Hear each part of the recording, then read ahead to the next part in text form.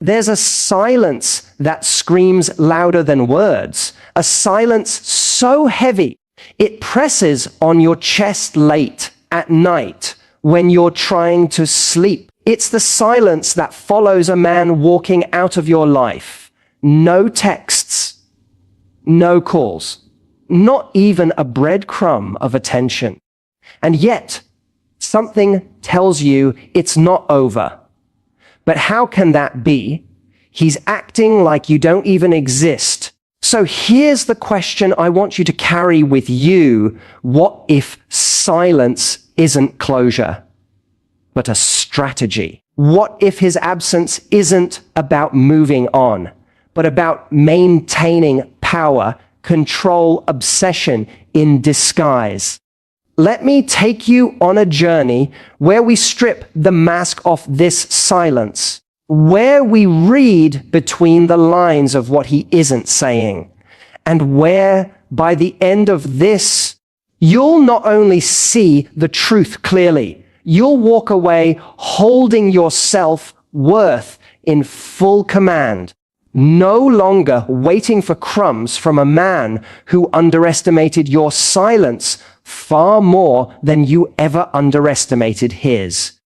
Because I promise you, his silence does not mean he's over you. It means he's counting on you, not knowing your own value. But that ends tonight. Think back. Think to the moment the messages started getting shorter, the calls less frequent, the excitement dulled.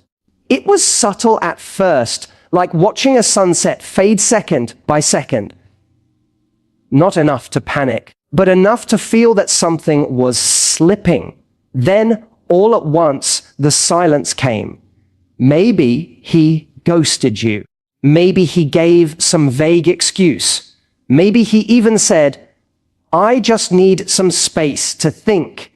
And what did you do? You overanalyzed. You replayed conversations in your mind like a broken record. You checked your phone more times than you'll ever admit. You wondered what you said, what you didn't say, what you should have done differently. But here's what most women don't realize when that silence sets in. A man's silence can be louder than any confession. Because silence is not absence. It's a tactic. It's not the end. It's a power play. And often, it's not peace he's seeking. It's control. Let me tell you a story that still haunts me when I think about the games people play with the hearts of those they once claimed to care about. Her name was Alina. Beautiful, smart, strong, but soft in all the right ways. She loved a man who made her feel like the center of his universe until he didn't. It was gradual. The compliments faded, the calls became obligations, and then he was gone. No goodbye, no closure, just silence. Weeks passed. She was wrecked. She deleted and reinstalled messaging apps a dozen times. She played tough with friends, but cried into her pillow every night. Still, he never reached out. But then, months later, like a ghost, he reappeared. Not with an apology, not with remorse, but with a casual, "Hey stranger." Alina felt her heart leap, but something had changed. In that silence, she had woken up. She had read every self-help book, journaled through her pain, and realized that the person she missed wasn't real. She missed the version he sold her, not the man who abandoned her when she needed him most. And when she didn't respond, do you know what he said next?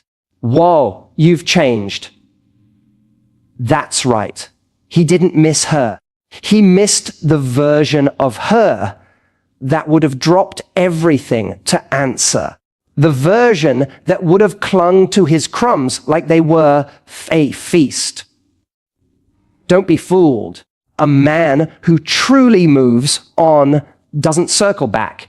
A man who is truly indifferent doesn't check your stories, doesn't like your pictures months later, doesn't ask your friends how you're doing when he thinks you won't find out. When he goes silent, but he lingers in the shadows, that's not peace. That's obsession wearing the costume of indifference. And the more you respond to his silence with your own, the more obsessed he becomes. Because let me explain something. Men don't always miss you. They miss how you made them feel about themselves.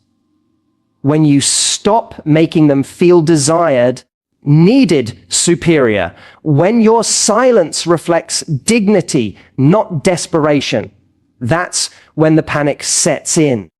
That's when they start asking, wait, did I really lose her? Now I want to take you deeper into the psychology of male silence.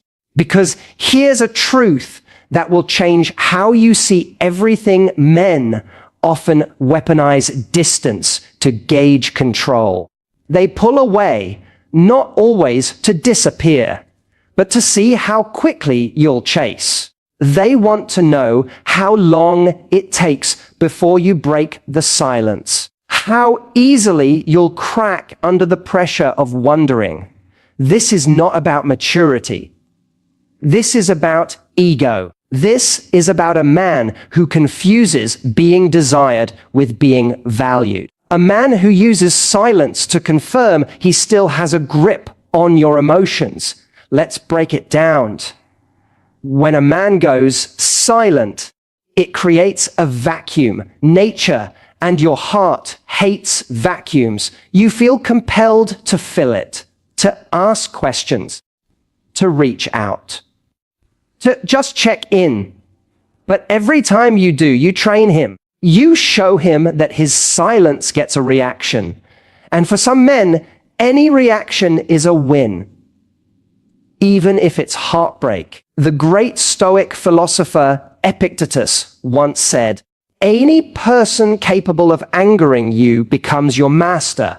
I'll take it a step further. Any man who can silence you into chaos becomes your puppeteer.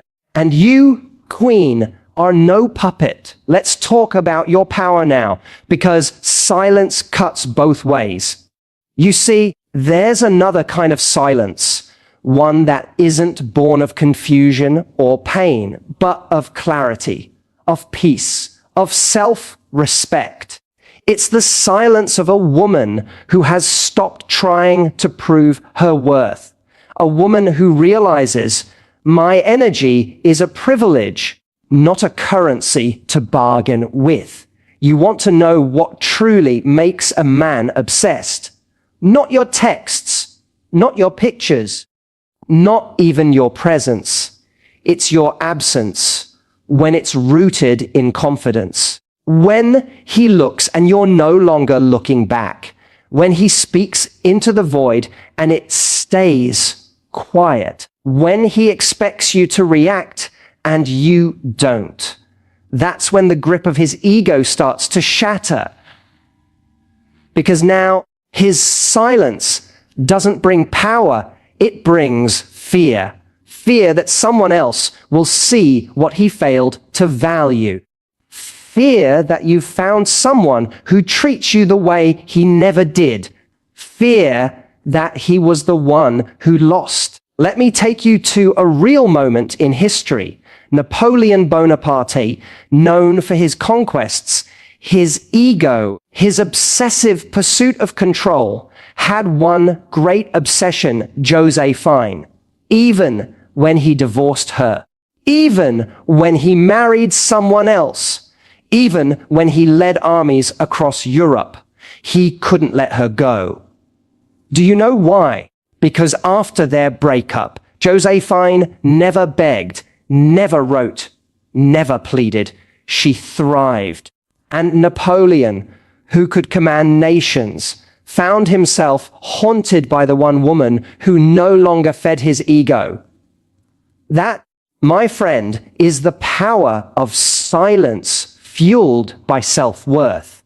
So if you're sitting there thinking, but if I don't reach out, what if he forgets me? Let me remind you, men, don't forget women who walk away with grace. They forget the ones who beg for their value to be seen. If he's silent and you respond with dignity, you become the woman he replays in his mind like a song he can't stop humming. Not because you begged, not because you clung, but because you disappeared with your self-worth intact. He may never admit it. But trust me, he's watching, he's wondering, he's regretting. And the more you let go, the more he holds on silently. Because that's the curse of the man who lets go of a woman who finally realized her worth. He watches her glow from the shadows he created. There is a moment, often subtle, always profound, when a woman finally chooses herself. It's not loud. It's not performative. It doesn't come with a grand announcement or a poetic text declaring closure. It happens in the quiet. In the morning, she wakes up and doesn't check her phone hoping for his name. In the evening, she doesn't spiral into what if scenarios. At night, she breathes fully. For the first time in what feels like forever, her silence is not filled with longing. It is filled with freedom, and that's when the shift happens, not just within her, but within him, because silence is no longer a game he controls. It's now a mirror he cannot look into, because in that mirror is a version of her he never expected to see. A woman who has nothing left to prove, nothing left to plead, and everything to reclaim. But here's the irony. This silence, her silence, begins to haunt him. The very silence he weaponized now becomes his punishment. You see, most men don't fear losing you when they leave. They fear the moment you realize they're not worth chasing. Let me tell you about Leah. Leah loved deeply the way women who are truly present in their hearts do. She believed in second chances, in seeing the good even when it was buried under 100 red flags. She dated a man who played silence like an instrument whenever things got too emotional, too real. Too honest, he'd vanish. No explanation, no apology, just absence. And Lee, she always filled the space. Texts that went unread, voice notes that never got a reply, tears behind closed doors, followed by justifications to friends like, "Hay's just going through something," until one day she stopped. Not because she suddenly stopped loving him, but because she finally started loving herself. She didn't block him. She didn't send a final message. She didn't beg him to see what he was throwing away. She just went quiet. But this time, not in pain, in power. And 3 weeks later, guess what happened? "Hey you, I miss us." He didn't miss her. He missed the access. He missed the comfort of knowing she was still there, orbiting his indifference. And Leah, who would have once melted at that message, smiled, put her phone down, and continued building a life that no longer centered him. Because here's the truth. They don't tell you men rarely come back because they've changed. They come back because they expect you haven't. They bank on your softness. They expect your compassion to override your boundaries. They hope your empathy will eclipse your evolution. But when you go silent with strength, when your absence radiates wholeness, not heartbreak, it forces them to face something far more terrifying than losing you themselves. You were the mirror. You reflected their potential, their light, their shadow. You showed them love they never earned, but always expected. And when you remove that mirror, they're left staring into emptiness. Not yours. Theirs. There's something else you must understand, something few people dare to say out loud. Some men use silence not just to punish you, but to heal their own ego. It's a twisted logic, but it's real. They ghost you because they can't handle the truth you reflect back. They vanish to convince themselves they're still in control. They go quiet, hoping your anxiety will prove they still matter.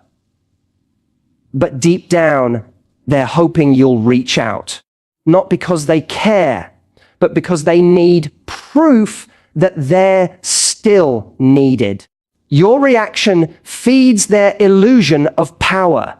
Your chasing becomes a balm to their wounded masculinity. And if you don't respond, if your silence stretches longer than theirs, if you seem okay, maybe even better, without them, that's when their inner world starts crumbling, because they never anticipated that the woman they took for granted could be the same woman who now lives with peace that no longer includes them. Let's go back in time. There was a philosopher named Seneca, a Stoic master of self-discipline and emotional detachment. He wrote, "It is not that we have a short time to live, but that we waste much of it." And that's what this is about. How much of your life will you waste wondering if his silence means he's done, when in truth, he's waiting for you to flinch? Don't waste another minute decoding a man who communicates through